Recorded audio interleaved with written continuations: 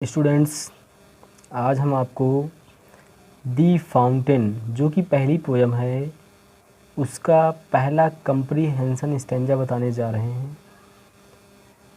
तो आप सभी कॉपी पेन लेकर के बैठेंगे और क्वेश्चन के साथ साथ हम आंसर भी बता देंगे, लेकिन आप लोगों को आंसर कॉपी पे लिख करके हमारे पर्सनल नंबर पर आपको सेंड करना है, ताकि हम भी देखें कितने लोग पढ़ रहे हैं कितने लोग नहीं पढ़ रहे हैं। तो देखेंगे जो पहला कंप्रीहेंशन स्टैंजा है into the moonlight whiter than snow waving so flower like when the winds blow.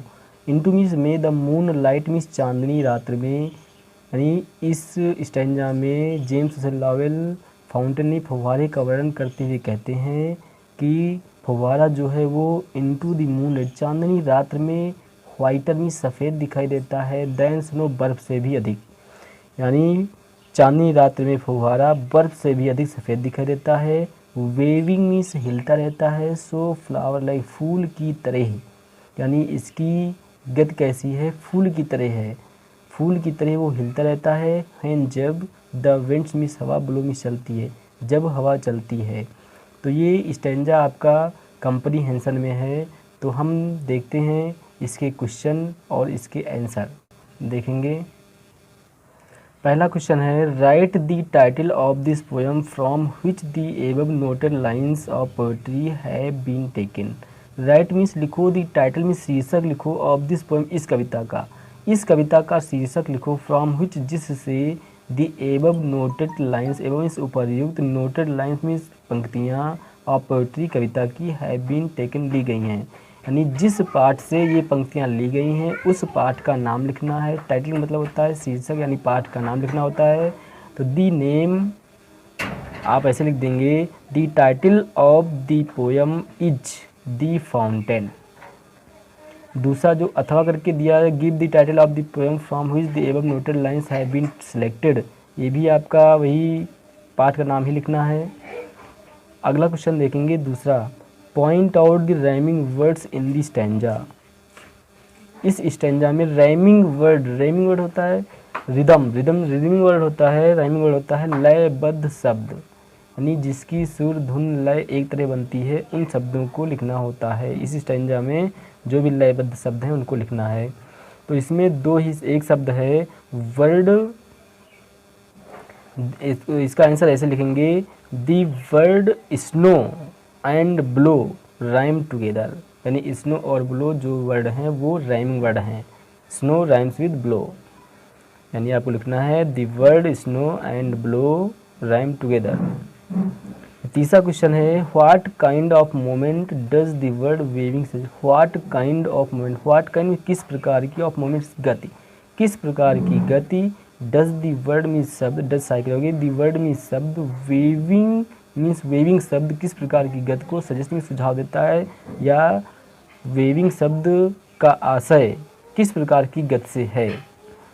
तो इसका आंसर आपका हो जाएगा, the word waving suggests its movement like a flower. यानी the word waving suggests its movement like a flower. यानी waving शब्द जो है फ्लावर की तरह यानी फूल की तरह गति का वर्णन करता है। यानी the word waving suggests its movement, the word means शब्द, वेविंग मीन्स वेविंग शब्द, सजेस्ट में सुझाव देता है, इट्स मूवमेंट इसकी गति को, लाइक ए फ्लावर एक फूल की तरह। तो इस प्रकार से आपको आंसर लिखना है, the word waving suggests its movement like a flower.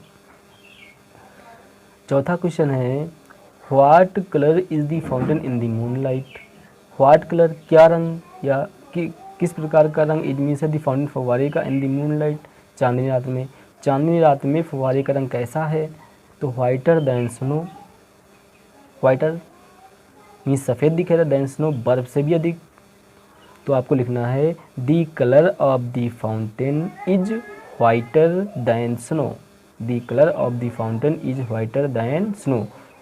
यानी दी कलर मीन्स रंग, ऑफ द फाउंटेन फव्वारे का रंग, इज मीन्स है वाइटर मीन्स सफ़ेद, दैन स्नो बर्फ से भी अधिक, फव्वारे का रंग बर्फ से भी अधिक सफ़ेद है।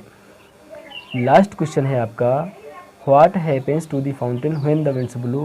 व्हाट हैपन्स क्या होता है, टू द फाउंटेन फव्वारे के साथ, फव्वारे के साथ क्या होता है, व्हेन जब द विंड्स ब्लो हवा चलती, जब हवा चलती तो फव्वारे के साथ क्या होता है, तो the fountain waves like a flower, यानी द फाउंटेन फव्वारा वेव्स हिलता है लाइक ए फ्लावर फूल की तरह, व्हेन द विंड्स ब्लो जब हवा चलती है। तो जब हवा चलती है तो फव्वारा कैसा होता है, तो जब हवा चलती है तो फव्वारा फूल की तरह हिलता है। तो इसका आंसर आपका हो जाएगा the fountain waves like a flower when the winds blow.